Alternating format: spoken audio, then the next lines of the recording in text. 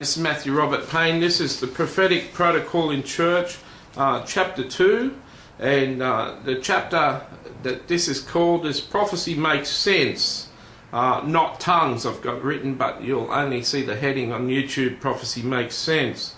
And this is taken from 1 Corinthians chapter 14 verse 2. For he who speaks in a tongue does not speak to men but to God, for no one understands him. However, in the Spirit he speaks mysteries. Okay, so the gift of tongues is a wonderful gift. If the gift was no good, God wouldn't give the gift of tongues to the thousands and millions of Pentecostal believers and charismatic believers in the world.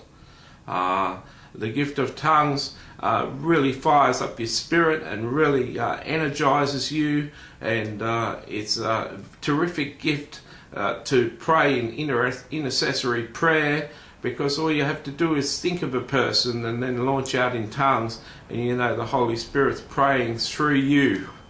But through this teaching series, you're going to see from the Apostle Paul that although he speaks in tongues more than anyone else, he also desires to speak in prayer with understanding, so he can actually understand what he's praying.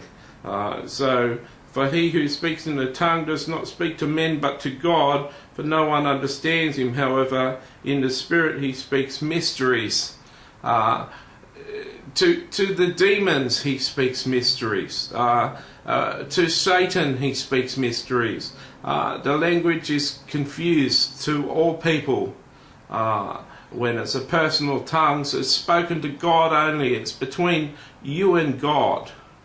We're going to go through chapter by chapter dealing with tongues in public meetings, but Paul is very insistent and very clear about tongues being spoken in a public meeting, or spoken over a person and prayed over a person, that a person can't understand what is being prayed. So we're just getting things in context. He's going to talk a little bit.